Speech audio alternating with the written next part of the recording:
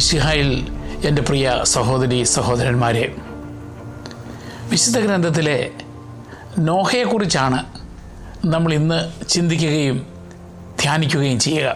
ഉൽപ്പത്തി പുസ്തകത്തിൻ്റെ 6-ാം അധ്യായം മുതൽ 9-ാമത്തെ അധ്യായത്തിൽ വരെ ആണ് ഈ അത്യപൂർവമായ സംഭവകഥ വിവരിക്കുക. നോഹയുടെ കാലത്ത് ഭൂമിയിൽ ദുഷ്ടതയും അധർമ്മവും നിറഞ്ഞിരുന്നു. ഉൽപ്പത്തിയുടെ 6, 11, 13 വാക്യങ്ങൾ. മനുഷ്യരുടെ തിന്മയും ദുഷ്ടതയും വർദ്ധിച്ചപ്പോൾ ഭൂമുഖത്ത് മനുഷ്യനെ സൃഷ്ടിച്ചതിൽ കർത്താവ് പരിതപിച്ചു. അത് അവിടുത്തെ ഹൃദയത്തെ വേദനിപ്പിച്ചു. ഉൽപ്പത്തിയുടെ പുസ്തകം 6-ാം അധ്യായം 5, 6 വാക്യങ്ങൾ. എന്നാൽ നോഹ കർത്താവിൻ്റെ പ്രീതിക്ക് പാത്രമായി. കാരണം നോഹ നീതിമാനായിരുന്നു. ആ തലമുറയിലെ കറയറ്റ മനുഷ്യൻ. അവൻ ദൈവത്തോട് കൂടെ നടന്നു. ഇങ്ങനെ 3 വിശേഷണങ്ങളാണ് ഉൽപ്പത്തിയുടെ 6-ാം അധ്യായം 8, 9 വാക്യങ്ങളിൽ പറയുക. അതിനാൽ നോഹയുടെ കുടുംബവും ഏതാനും ജീവജാലങ്ങളും ഒഴികെ എല്ലാറ്റിനെയും ഭൂമിയിൽ നിന്നും തുടച്ചു നീക്കുവാൻ കർത്താവ് തീരുമാനിച്ചു. ഇനി നോഹയെക്കുറിച്ച് പറയുന്ന ഈ 3 വിശേഷണങ്ങളൊന്ന് വിശകലനം ചെയ്യാം. നീതിമാനായ മനുഷ്യൻ എന്ന് പറഞ്ഞാൽ അത് ധാർമ്മികത, സത്യസന്ധത, നീതി, ദൈവവും മറ്റുള്ളവരുമായും ശരിയായ ബന്ധം എന്നിവയെയാണ് സൂചിപ്പിക്കുന്നത്. പഴയ നിയമത്തിൽ അബ്രാഹം, ജോബ്, യാക്കോബിൻ്റെ മകൻ ജോസഫ്, ദാവീദ് രാജാവ്, ദാനിയേൽ, ചില പ്രവാചകന്മാർ ഇവരെ നീതിമാന്മാരായി അവതരിപ്പിക്കുന്നുണ്ട്. 2-ാമത്തെ വിശേഷണം അവൻ്റെ തലമുറയിൽ കുറ്റമറ്റവൻ ആയിരുന്നു എന്ന് പറയുന്നതിൻ്റെ അർത്ഥം നോഹ തൻ്റെ ചുറ്റുമുള്ള ദുഷിച്ച ആളുകളിൽ നിന്ന് വേറിട്ട് നിന്ന് ദൈവത്തോടുള്ള വിശുദ്ധിയും അനുസരണവും നിലനിർത്തി എന്നതാണ്. 3-ാമത്തെ വിശേഷണം പറയുക അവൻ ദൈവത്തോട് കൂടെ നടന്നു. അത് ബൈബിളിൽ അപൂർവവും പ്രാധാന്യവുമായൊരു വാക്യമാണ്. മരണമില്ലാതെ 365-ാമത്തെ വയസ്സിൽ സ്വർഗത്തിലേക്ക് ദൈവം എടുത്ത ഏനോക്കിനെക്കുറിച്ചും ഇപ്രകാരമാണ് വിശേഷിപ്പിച്ചത്. ഉൽപ്പത്തി 5:24. ഇത് ദൈവവുമായുള്ള തുടർച്ചയായ കൂട്ടായ്മ, അനുസരണം, അടുപ്പം എന്നിവയെ സൂചിപ്പിക്കുന്നു. ഇപ്രകാരം സൽഗുണ സമ്പന്നനായിരുന്ന നോഹ നമുക്ക് ഒരു മാതൃകയാണ്. ഒരു ശുദ്ധീകരണ പ്രളയം അയക്കുവാനുള്ള ദൈവത്തിൻ്റെ തീരുമാനത്തെ നീതിയുടെയും അതേസമയം നീതിമാന്മാരോടുള്ള കരുണയുടെയും പ്രവൃത്തിയായി മനസ്സിലാക്കാം.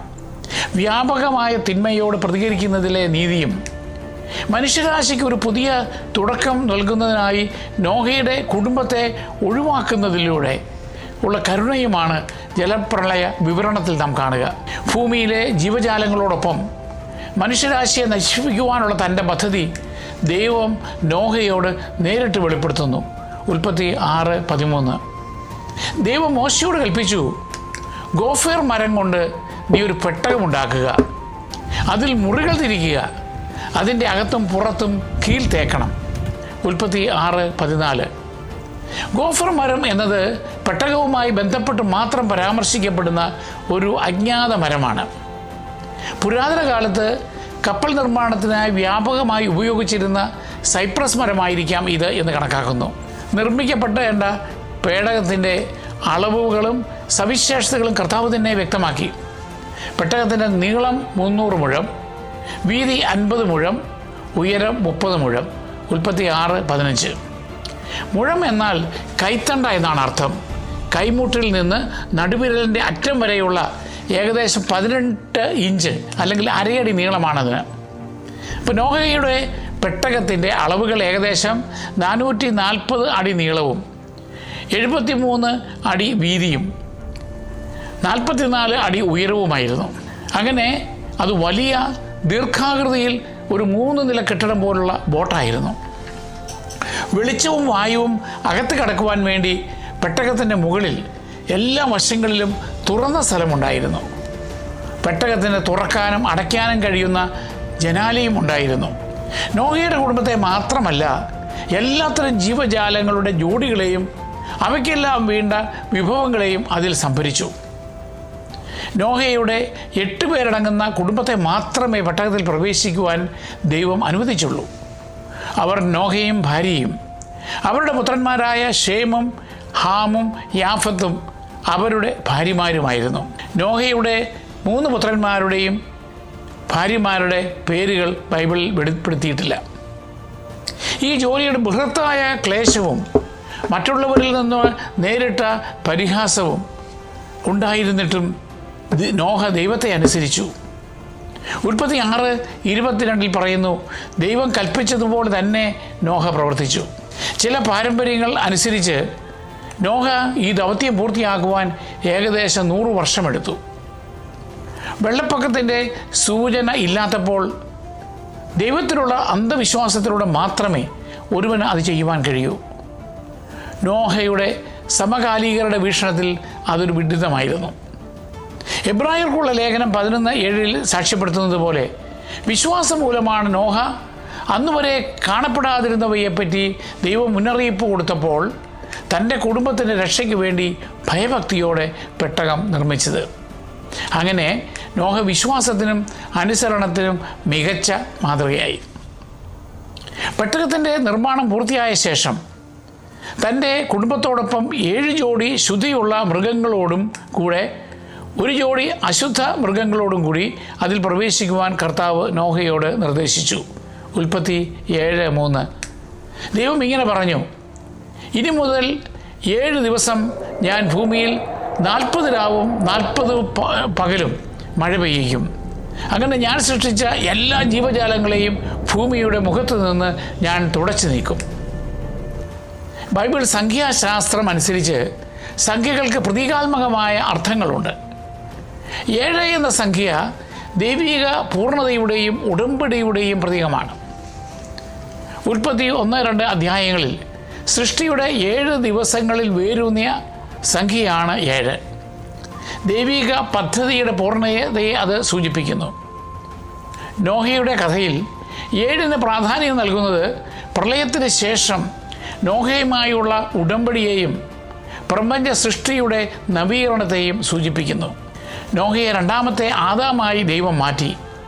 അദ്ദേഹത്തിന് ശേഷം ലോകത്തിലെ എല്ലാ മനുഷ്യരുടെയും പിതാവായി നോഹ മാറി. കാരണം ബാക്കി എല്ലാവരും കൊല്ലപ്പെട്ടു. 40 എന്ന സംഖ്യ പരീക്ഷണത്തിൻ്റെയും ശുദ്ധീകരണത്തിൻ്റെയും പരിവർത്തനത്തിൻ്റെയും പ്രതീകമാണ്. ഉദാഹരണത്തിന് മോശ സീനായി മലയിൽ ചെലവഴിച്ചത് 40 ദിവസമാണ്. പുറപ്പാട് 24:18. തൻ്റെ പരസ്യ ശുശ്രൂഷയ്ക്ക് സ്വയം ശക്തിപ്പെടുത്തുന്നതിനായി ഈശോ മരുഭൂമിയിൽ ഉപവസിച്ചതും 40 ദിവസമായിരുന്നു. മത്തായി 4:2. 40 പകലും 40 രാത്രിയും കനത്ത മഴ പെയ്യിച്ചത് ഭൂമിയുടെ ന്യായവിധിയുടെയും ശുദ്ധീകരണത്തിൻ്റെയും പ്രതീകമാണ്. ഉൽപ്പത്തി 7:11 ജലപ്രളയം ആരംഭിച്ച തീയതി നാം ഇപ്രകാരം വായിക്കുന്നു: നോഹയുടെ ജീവിതത്തിൻ്റെ 600-ാം വർഷം 2-ാം മാസം 17-ാം ദിവസം അഗാധങ്ങളിലെ ഉറവുകൾ പൊട്ടിയൊഴുകി. നോഹയുടെ 600-ാം വയസ്സ് അദ്ദേഹത്തിൻ്റെ പക്വതയെയും ദിവ്യസമയത്തിൻ്റെ പൂർണ്ണതയെയും പ്രതിനിധാനം ചെയ്യുന്നു. കൃത്യസമയം നൽകുന്നത് ദൈവത്തിന് ചരിത്രത്തിൻ്റെ നിയന്ത്രണമുണ്ടെന്നും ഒന്നും യാദൃച്ഛികമല്ലെന്നും ഊന്നി പറയുന്നു. പ്രളയത്തിന് കാരണമായ ജലപ്രവാഹത്തെ നാടകീയമായിട്ടാണ് അവതരിപ്പിച്ചിരിക്കുന്നത്. അഗാധങ്ങളിലെ ഉറവുകൾ പൊട്ടിയൊഴുകി ആകാശത്തിൻ്റെ ജാലകങ്ങൾ തുറന്നു. ഉൽപ്പത്തി 7:11-12 വാക്യങ്ങൾ പുരാതന മധ്യപൂർവ്വദേശത്തെയും ആദ്യകാലത്തെ ഇസ്രായേലിയുടെ പ്രപഞ്ച സങ്കല്പത്തെയും അടിസ്ഥാനമാക്കി വേണം ഇത് മനസ്സിലാക്കുവാൻ. ലോകം വെള്ളത്താൽ ചുറ്റപ്പെട്ടിരിക്കുന്നുവെന്ന് അക്കാലത്ത് കരുതിയിരുന്നു. അതായത് ഭൂമിക്ക് താഴെ അഗാധങ്ങളിലും ആകാശത്തിന് മുകളിലും വെള്ളം നിറഞ്ഞിരിക്കുന്നു. ആകാശത്തിൻ്റെ ജാലകങ്ങൾ തുറക്കപ്പെട്ടു എന്ന പ്രയോഗം ആകാശം വെള്ളം തടഞ്ഞു നിർത്തി എന്ന വിശ്വാസത്തെ പ്രതിഫലിപ്പിക്കുകയാണ്. ജലപ്രളയ സമയത്ത് ദൈവം തൻ്റെ നിയന്ത്രണം പിൻവലിച്ച് വെള്ളം താഴേക്ക് കുത്തി ഒഴുകുവാൻ അനുവദിക്കുന്നു. നോഹയുടെ കുടുംബവും തിരഞ്ഞെടുക്കപ്പെട്ട ജീവികളും പെട്ടകത്തിൽ പ്രവേശിച്ചു കഴിഞ്ഞപ്പോൾ കർത്താവ് നോഹയെ പെട്ടകത്തിൽ അടച്ചു. ഉൽപ്പത്തി 7:16. ഹ്രസ്വവും എന്നാൽ ശക്തവുമായ ഈ വാക്യം ദൈവീക സംരക്ഷണത്തെയും പരമാധികാരത്തെയും സൂചിപ്പിക്കുന്നു. നോഹയല്ല, ദൈവമാണ് പെട്ടകം പൂട്ടി മുദ്ര വയ്ക്കുന്നത്. പെട്ടകം നിർമ്മിച്ചത് നോഹയാണെങ്കിലും ദൈവത്തിന് മാത്രമേ രക്ഷാപ്രവർത്തനം പൂർത്തിയാക്കുവാൻ കഴിയൂ. വെളിപാട് 3:7 ഈശോ തന്നെക്കുറിച്ച് തന്നെ വിശേഷിപ്പിക്കുന്നത് പരിശുദ്ധനും സത്യവാനും ദാവീദിൻ്റെ താക്കോൽ കൈവശമുള്ളവനും മറ്റാർക്കും അടയ്ക്കാൻ കഴിയാത്തവണ്ണം തുറക്കുന്നവനും മറ്റാർക്കും തുറക്കാൻ കഴിയാത്ത വിധം അടയ്ക്കുന്നവൻ ആയവൻ എന്നാണ്. നോഹയെ ദൈവം പെട്ടകത്തിൽ അടച്ചുപൂട്ടിയത് മറ്റുള്ളവരെ ശിക്ഷിക്കുന്നതിൽ നിന്ന് അവനെ സംരക്ഷിക്കുന്നതിൻ്റെ അടയാളമാണ്. ദൈവം പെട്ടകം അടച്ചു കഴിഞ്ഞപ്പോൾ പെട്ടകത്തിന് പുറത്തുള്ളവർക്ക് രക്ഷയ്ക്കുള്ള അവസരം എന്നേക്കുമായി നഷ്ടപ്പെട്ടു. വാതിൽ അടയ്ക്കുന്നത് നമ്മുടെ ജീവിതാന്ത്യത്തിൽ അഥവാ അന്തിമ വിധിനാളിൽ മാനസാന്തരത്തിനുള്ള സമയം അടച്ചുപൂട്ടിയിരിക്കുന്നതിനെയാണ് സൂചിപ്പിക്കുന്നത്. പത്തിയ കന്യകമാരുടെ ഉപമയിൽ ബുദ്ധിയില്ലാത്ത 5 പേർ എണ്ണ വാങ്ങാൻ പോയപ്പോൾ മണവാളൻ വന്ന് തൻ്റെ വിരുന്നുശാലയുടെ വാതിൽ അടച്ച് തിരഞ്ഞെടുക്കപ്പെട്ടവരെ മാത്രം അകത്ത് പ്രവേശിപ്പിക്കുന്നു. മത്തായി 25:10-22. ജലപ്രളയം 150 ദിവസം പിന്നിട്ടപ്പോൾ ദൈവം നോഹയെയും പെട്ടകത്തിലെ മൃഗങ്ങൾ ഉൾപ്പെടെ എല്ലാറ്റിനെയും ഓർത്തു. ഈ 150 ദിവസങ്ങൾ ദൈവത്തിൻ്റെ ന്യായവിധിയുടെ പൂർത്തീകരണത്തെ സൂചിപ്പിക്കുന്നു. അത് പെട്ടകത്തിലുള്ളവ ഒഴികെ ഭൂമിയിലുള്ള എല്ലാറ്റിൻ്റെയും നാശം ഉറപ്പാക്കി. സാധാരണ വെള്ളപ്പൊക്കത്തിൽ നിന്ന് വ്യത്യസ്തമായിട്ട് ശുദ്ധീകരണത്തിൻ്റെയും നവീകരണ തയ്യാറെടുപ്പിൻ്റെയും കാലഘട്ടമായിരുന്നു അത്. പുരാതന യഹൂദ പാരമ്പര്യത്തിൽ സംഖ്യകൾ ആകസ്മികമായല്ല കണക്കാക്കുക. 150 ദിവസങ്ങൾ എന്നത് 350 ദിവസങ്ങളടങ്ങുന്ന കാലഘട്ടങ്ങളെ പ്രതിനിധീകരിക്കുന്നു. 3, 50 എന്നിവ പൂർണ്ണസംഖ്യകളാണ്. അവയുടെ ഗുണിതഫലമായ 150 അതിപൂർണതയുടെ പ്രതീകവുമാണ്. ജലനിരപ്പ് താഴ്ന്ന ശേഷം പെട്ടകം അരാറത്ത് പർവ്വതത്തിൽ ഉറച്ചു നിന്നു. വെള്ളപ്പൊക്കം ഇറങ്ങിയോ എന്ന് പരിശോധിക്കുവാൻ നോഹ ജാഗ്രതയോടെ പക്ഷികളെ അയച്ചു. ആദ്യം ഒരു കാക്കയെ തുറന്നു വിട്ടു, പിന്നീട് ഒരു പ്രാവിനെയും. കരയ്ക്കിറങ്ങാൻ ഒരിടവുമില്ലാതിരുന്നതിനാൽ ആദ്യം പ്രാവ് തിരിച്ചെത്തി. 7 ദിവസങ്ങൾക്ക് ശേഷം നോഹ വീണ്ടും അതിനെ അയച്ചു.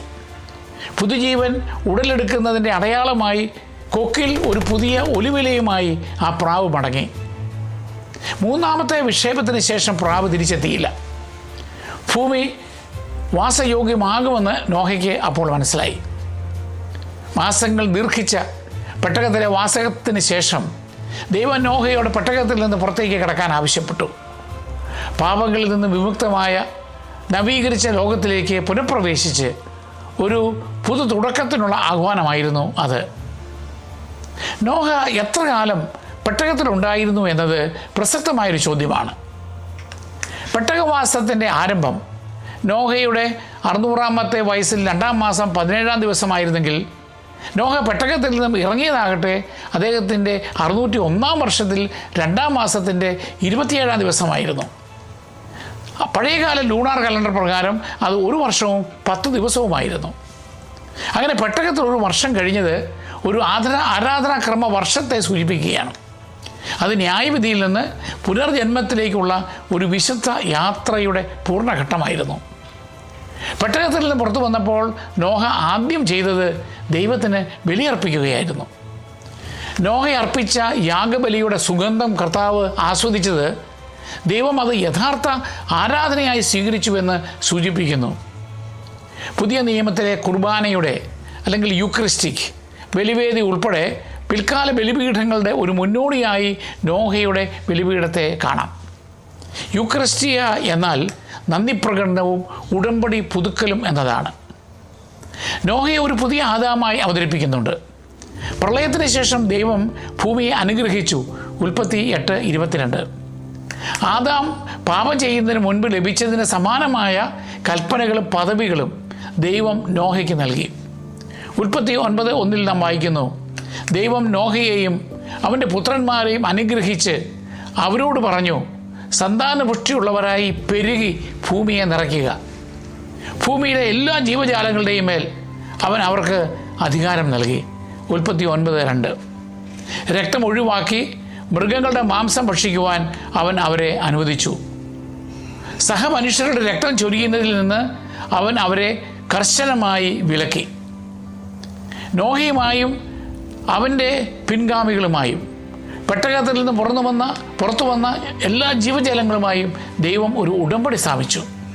ഇനി ഒരിക്കലും എല്ലാ ജീവജാലങ്ങളും വെള്ളപ്പൊക്കത്താൽ നശിക്കപ്പെടുകയില്ലെന്ന് ദൈവം വാഗ്ദാനം ചെയ്തു.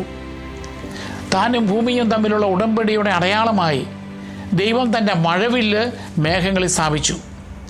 വിശ്വാസത്തിൻ്റെ ഒരു പൂർവികനായും പഴയ നിയമകാലത്തെ വിശുദ്ധനായും നോഹയെ ബഹുമാനിക്കുന്നു. വെള്ളപ്പൊക്കത്തിന് ശേഷമുള്ള നോഹയുടെ ബലഹീന നിമിഷത്തെയും ബൈബിൾ ചിത്രീകരിക്കുന്നുണ്ട്. നോഹ ഒരു മുന്തിരിത്തോട്ടം നട്ടുപിടിപ്പിച്ച് ആദ്യമായി രേഖപ്പെടുത്തപ്പെട്ട വീഞ്ഞ് നിർമ്മാതാവായി മാറി. 39:21 നാം വായിക്കുന്നു, വീഞ്ഞ് കുടിച്ച് മത്തനായി നോഹ കൂടാരത്തിൽ നഗ്നനായി കിടന്നു. മഹാനായ ഈ ഗോത്രപിതാവിന് പോലും മദ്യപാനത്തിൻ്റെ തിക്തഫലത്തിൽ അകപ്പെട്ടു.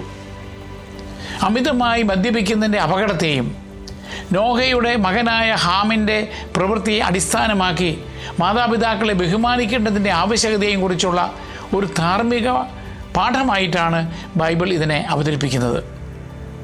ആ സമയത്ത് മദ്യലഹരിയുടെ ഫലങ്ങൾ നോഹയ്ക്ക് പൂർണ്ണമായി മനസ്സിലായിട്ടുണ്ടാകില്ല എന്ന് ചില വ്യാഖ്യാതാക്കൾ സൂചിപ്പിക്കുന്നു. നോഹ വീഞ്ഞ് പാനം ചെയ്തതിൻ്റെ പാർശ്വഫലം മനഃപൂർവ്വം ആയിരുന്നില്ലെന്ന് ഈ വ്യാഖ്യാനം വരച്ചു കാട്ടുന്നു. വീഞ്ഞിൻ്റെ ഫലങ്ങളെക്കുറിച്ച് നോഹയ്ക്ക് അറിയാമായിരുന്നുവെന്നും അല്ലെങ്കിൽ അമിത മദ്യപാനത്തിന് നോഹ ഭാഗികമായെങ്കിലും ഉത്തരവാദിയാണെന്നും പല ബൈബിൾ പണ്ഡിതന്മാരും സഭാപിതാക്കന്മാരും വിശ്വസിക്കുന്നു. ആ വീക്ഷണത്തിൽ നോഹയുടെ പ്രവൃത്തികൾ ധാർമ്മിക ബലഹീനതയെ പ്രതിഫലിപ്പിക്കുന്നു. ഈ വീക്ഷണം നോഹയെ ആദാമിനോട് സാമ്യമുള്ളവനായി കാണുവാൻ പ്രേരിപ്പിക്കുന്നു. ഇരുവരുടെയും പതനം പഴവുമായി ബന്ധപ്പെട്ടവയായിരുന്നു. നോഹയുടെ മക്കൾ പിതാവിൻ്റെ അപമാനത്തോട് എങ്ങനെ പ്രതികരിക്കുന്നു എന്നതിലെ കഥയിലേക്ക് ഉടൻ മാറുന്നു. നോഹയുടെ മകൻ ഹാം തൻ്റെ പിതാവിൻ്റെ നഗ്നത കണ്ടപ്പോൾ നോഹയെ പരിഹസിക്കാനോ അപമാനിക്കാനോ വേണ്ടി തൻ്റെ 2 സഹോദരന്മാരോട് അതേക്കുറിച്ച് അനാദരവോടെ സംസാരിച്ചു. എന്നാൽ ഇതിന് വിപരീതമായി ഷെമും യാഫത്തും പിതാവിനോട് ആദരവോടെ പ്രവർത്തിക്കുന്നു. അവർ ഒരു മേലങ്കിയുമായി പിന്നിലേക്ക് നടന്നു. പിതാവിൻ്റെ നഗ്നത മനഃപൂർവ്വം നോക്കാതെ അവർ പിതാവിനെ വസ്ത്രം കൊണ്ട് മറച്ചു. നോഹ ഉണർന്ന് എന്താണ് സംഭവിച്ചതെന്ന് അറിഞ്ഞപ്പോൾ ഹാമിൻ്റെ അനാദരവിൽ കോപിച്ചു. നോഹ ഹാമിൻ്റെ മകനായ കാനേനെതിരെ ശാപവും ഷേമിൻ്റെയും യാഫത്തിൻ്റെയും മേൽ അനുഗ്രഹവും പ്രഖ്യാപിച്ചു. ഷേമിൻ്റെ പിൻഗാമികളായ ഇസ്രായേൽക്കാർ പിൽക്കാലത്ത് ഹാമിൻ്റെ പിൻതലമുറക്കാരായ കാനാന്യരെ കീഴടക്കിയതിനുള്ള ന്യായീകരണമായി പുതിയ ഇസ്രായേൽ അതിനെ കണക്കാക്കി.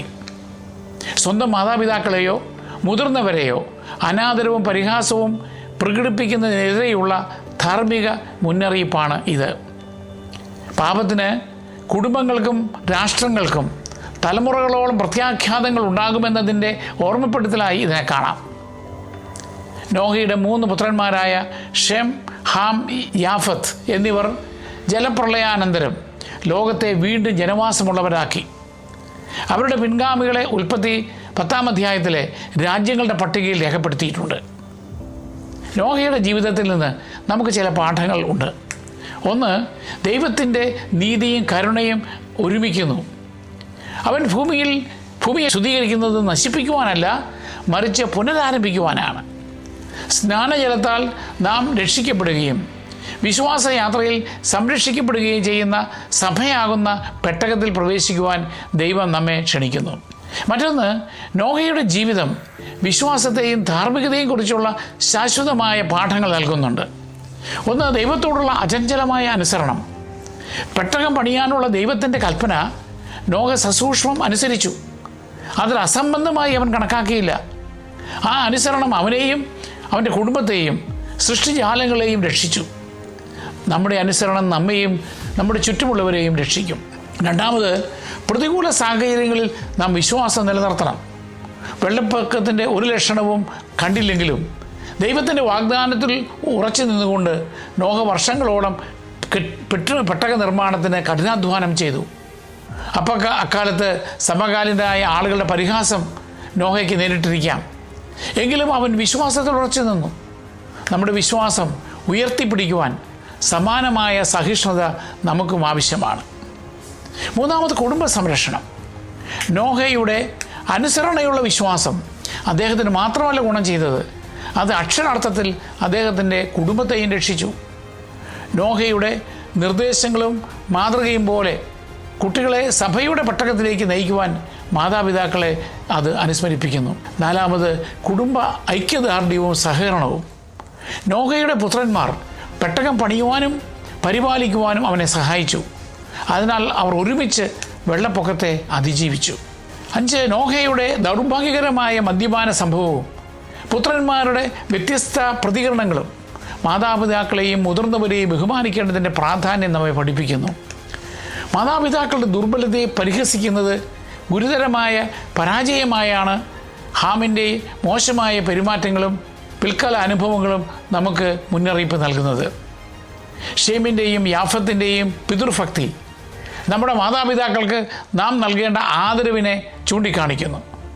പ്രത്യേകിച്ച് മാതാപിതാക്കളുടെ ബലഹീനതയിലോ വാർദ്ധക്യത്തിലെ പരിചരണത്തിന് മക്കൾ തയ്യാറാകുമ്പോൾ ദൈവകൃപ തലമുറകളിലേക്ക് ലഭിക്കുമെന്നും ഇത് സൂചിപ്പിക്കുന്നു. പെട്ടകത്തിൽ രക്ഷിക്കപ്പെട്ട എല്ലാ ജീവജാലങ്ങളുടെയും സംരക്ഷണം ദൈവം നോഹയെ ഏൽപ്പിച്ചു. നോഹയെ ചിലപ്പോൾ പ്രകൃതി സംരക്ഷകനായും മൃഗപരിപാലകനായും കണക്കാക്കുന്നുണ്ട്. എല്ലാത്തരം മൃഗങ്ങൾക്കും 1 വർഷത്തേക്ക് നോഹ അഭയവും ഭക്ഷണവും നൽകി പരിപാലിച്ചു. നാം ദൈവസൃഷ്ടിയുടെ ഉടമസ്ഥരല്ല, മറിച്ച് കാര്യസ്ഥന്മാരാണെന്ന് സഭ നമ്മെ പഠിപ്പിക്കുന്നു. പെട്ടകത്തിൽ നിന്ന് പുറത്തിറങ്ങിയ ശേഷം നോഹയുടെ ആദ്യ പ്രവൃത്തി ബലിപീഠത്തിൽ ദൈവത്തിന് ബലിയർപ്പിക്കലായിരുന്നു. നമ്മുടെ ഓരോ കുർബാനയും നന്ദി പ്രകടനമാണ്. അപ്പോൾ നോഹയെപ്പോലെ നാമും ദൈവത്തിൻ്റെ രക്ഷാപ്രവൃത്തികൾക്ക് സ്തുതി അർപ്പിക്കുകയാണ്. ദൈവത്തിൻ്റെ വാഗ്ദാനങ്ങളിൽ വിശ്വസിക്കുവാൻ നോഹയുടെ അനുഭവം നമ്മെ പഠിപ്പിക്കുന്നു. ദൈവിക കാരുണ്യത്തിൻ്റെ ഉടമ്പടിയിൽ വിശ്വസിച്ചുകൊണ്ട് നോഹ മഴവില്ലിൻ്റെ അടയാളത്തിൽ കീഴിൽ ജീവിച്ചു. വിശ്വാസികൾ എന്ന നിലയിൽ നമ്മൾ ജീവിക്കുന്നത് അതിലും വലിയ ഒരു ഉടമ്പടിയുടെ അടയാളത്തിലാണ്, ക്രിസ്തുവിൻ്റെ രക്തത്തിലുള്ള ഉടമ്പടി. ദൈവശാസ്ത്രത്തിൽ നോഹയുടെ കഥയ്ക്ക് ആഴമായ പ്രതീകാത്മകതയുണ്ട്. സഭാപിതാക്കന്മാരും കത്തോലിക്ക പാരമ്പര്യവും നോഹയെയും അക്കാലത്തെ ജലപ്രളയത്തെയും യേശുക്രിസ്തുവിൻ്റെയും ജ്ഞാനസ്നാനത്തിൻ്റെയും സഭയുടെയും ഒരു മുൻനിഴലും മാതൃകയുമായി കാണുന്നുണ്ട്. പുതിയ നിയമം ജലപ്രളയത്തെ ജ്ഞാനസ്നാനവുമായി വ്യക്തമായി ബന്ധിപ്പിക്കുന്നു. മാനവ പാപങ്ങൾ കഴുകിക്കളഞ്ഞ് ലോകത്തിനൊരു പുതിയ തുടക്കം നൽകിയ ജലപ്രളയം ആദിപാപം കഴുകിക്കളഞ്ഞ് ക്രിസ്തുവിൽ നവീകരിക്കുന്ന ജ്ഞാനസ്നാന ജലത്തിൻ്റെ പ്രതിരൂപമായി കാണപ്പെടുന്നു. നോഹയും കുടുംബവും പെട്ടകത്തിൽ വെള്ളത്തിലൂടെ രക്ഷിക്കപ്പെട്ടു എന്ന പോലെ ക്രിസ്ത്യാനികൾ സഭയാകുന്ന പെട്ടകത്തിൽ ജ്ഞാനസ്നാന ജലത്തിലൂടെ രക്ഷിക്കപ്പെടുന്നു. 4-ാം നൂറ്റാണ്ടിൽ ജീവിച്ചിരുന്ന മിലാനിലെ വിശുദ്ധ അംബ്രോസ് ഒരു സമാന്തരം വരച്ചു കാട്ടി. ജലപ്രളയത്തിലെ വെള്ളം പാപം കഴുകിക്കളഞ്ഞ ജ്ഞാനസ്നാനത്തിലെ ജലമാണ്. പെട്ടകത്തിൻ്റെ മരം ക്രിസ്തുവിൻ്റെ കുരിശിൻ്റെ മരമാണ്. ഒലിവശാഖയുള്ള പ്രാവ് ആത്മാവിന് സമാധാനം നൽകുന്ന പരിശുദ്ധാത്മാവിനെ സൂചിപ്പിക്കുന്നു. നോഹയെ രക്ഷിക്കുകയും മരണപ്രളയത്തിൽ നിന്ന് സംരക്ഷിക്കുകയും ചെയ്ത ദൈവത്തിൻ്റെ ഉപകരണമായിരുന്നു പെട്ടകമെങ്കിൽ, ക്രിസ്തു നമ്മെ രക്ഷിക്കുകയും പാപപ്രളയത്തിൽ നിന്നും നിത്യമരണത്തിൽ നിന്നും നമ്മെ രക്ഷിക്കുകയും ചെയ്യുന്ന ഉപകരണമാണ് കുരിശ്. നോഹയെ യേശുക്രിസ്തുവിൻ്റെ ഒരു രൂപമായി ചില കാര്യങ്ങളിൽ കാണാൻ കഴിയും. നോഹ തൻ്റെ കുടുംബത്തിന് രക്ഷയുടെ മധ്യസ്ഥനായും ദൈവഭയം നഷ്ടപ്പെട്ട ലോകത്തിന് ദൈവവചന പ്രഘോഷകനുമായിരുന്നു. അതിലും വലിയ രീതിയിൽ ദൈവകുടുംബമാകുന്ന സഭയെ സുവിശേഷ സന്ദേശത്തിലൂടെ വളർത്തി രക്ഷിക്കുന്ന ഏക മധ്യസ്ഥനാണ് ക്രിസ്തുനാഥൻ. രക്ഷയുടെ പെട്ടകം നിർമ്മിച്ചുകൊണ്ട് ദൈവഹിതത്തോടുള്ള നോഹയുടെ അനുസരണം ക്രിസ്തുവിൻ്റെ മരണം വരെയുള്ള അനുസരണത്തിലേക്കും സഭയെ പണിതുയർത്തുന്നതിലേക്കും എല്ലാവർക്കും രക്ഷയുടെ വഴി തുറക്കുന്നതിലേക്കും വിരൽ ചൂണ്ടുന്നു. തൻ്റെ വിശ്വസ്തതയിലൂടെ നോഹ ഒരു പുതിയ മനുഷ്യവംശത്തിൻ്റെ പിതാവായി മാറിയതുപോലെ ക്രിസ്തു തൻ്റെ ദൈവിക വിശ്വസ്തതയിലൂടെ മനുഷ്യപ്രകൃതിയെ വീണ്ടെടുക്കുകയും സഭയുടെ തലവനായി മാറുകയും ചെയ്തു. 40 ദിവസത്തെ മഴയെ ക്രിസ്തു മരുഭൂമിയിൽ ചെലവഴിച്ച 40 ദിവസങ്ങളുമായി പോലും താരതമ്യം ചെയ്യാം. സഭയുടെ ഒരു മാതൃക എന്ന നിലയിൽ പെട്ടകത്തെ കാണാം. അനേകം തടികൾ കൊണ്ട് നിർമ്മിച്ചതാണെങ്കിലും പെട്ടകം ഒന്നായിരുന്നതുപോലെ സഭ നിരവധി അംഗങ്ങൾ ചേർന്നതാണെങ്കിലും ഏക ശരീരമാണ്. നോഹയുടെ പെട്ടകത്തിന് ഒരു പ്രവേശന കവാടമേ ഉണ്ടായിരുന്നുള്ളൂ. സഭയ്ക്കും ഒരു വാതിൽ മാത്രമേ ഉള്ളൂ, ക്രിസ്തുനാഥൻ. യോഹന്നാൻ 10:9. പെട്ടകം ജലപ്രവാഹത്താൽ ഉലഞ്ഞു, പക്ഷേ മുങ്ങിയില്ല. പീഡനത്തിൻ്റെയോ പാപത്തിൻ്റെയോ തിരമാലകളാൽ സഭ തകർന്നേക്കാം, പക്ഷേ നരക കവടങ്ങൾ അവളെ പരാജയപ്പെടുത്തുകയില്ല എന്ന് ക്രിസ്തു ഉറപ്പ് നൽകി. മത്തായിയുടെ സുവിശേഷം 16-ാം അധ്യായം 18-ാം വാക്യം. ഒരു പ്രാർത്ഥനയോടെ നമുക്ക് അവസാനിപ്പിക്കാം. സ്വർഗസ്ഥനായ പിതാവേ, കരുണയുടെയും നീതിയുടെയും കർത്താവേ, നിൻ്റെ ദാസനായ നോഹയുടെ സാക്ഷ്യത്തിന് ഞങ്ങൾ നന്ദി പറയുന്നു. പാപത്തിൻ്റെ യുഗത്തിൽ നീ അദ്ദേഹത്തെ നീതിയാൽ അനുഗ്രഹിക്കുകയും അദ്ദേഹത്തെയും കുടുംബത്തെയും ജലപ്രളയത്തിൽ നിന്നും രക്ഷിക്കുകയും ചെയ്തുവല്ലോ. അതേ അനുസരണയുള്ള വിശ്വാസവും ധൈര്യവും ഞങ്ങൾക്ക് നൽകണമേ. ഞങ്ങളുടെ പാപമംഗലമായ ചുറ്റുപാടുകളിൽ നിന്ന് പിന്തിരിയുവാൻ, വിശുദ്ധിയിൽ നിന്നോടൊപ്പം നടക്കുവാൻ ഞങ്ങളെ സഹായിക്കണമേ. കർത്താവെ, ഞങ്ങളുടെ കുടുംബങ്ങളിൽ ഭക്തിയും സ്നേഹവും വർദ്ധിപ്പിക്കണമേ. ഞങ്ങളുടെ സംരക്ഷണത്തിലുള്ളവരെ രക്ഷയുടെ പാതയിലൂടെ നയിക്കുകയും പുതിയ ഉടമ്പടിയുടെ പട്ടകമായ വിശുദ്ധ സഭയുടെ സുരക്ഷിതത്വത്തിൽ പരിപാലിക്കുകയും ചെയ്യണമേ. ഞങ്ങളുടെ രക്ഷകനായ ഈശോയെ, അങ്ങയുടെ കുരിശിൻ്റെ ശക്തിയാൽ പാപത്തിൻ്റെ പ്രളയത്തിൽ നിന്നും ഞങ്ങളെ വീണ്ടെടുക്കുകയും സ്വർഗ സൗഭാഗ്യത്തിലേക്ക് ഞങ്ങളെ പ്രവേശിപ്പിക്കുകയും ചെയ്യണമേ. ആമേൻ.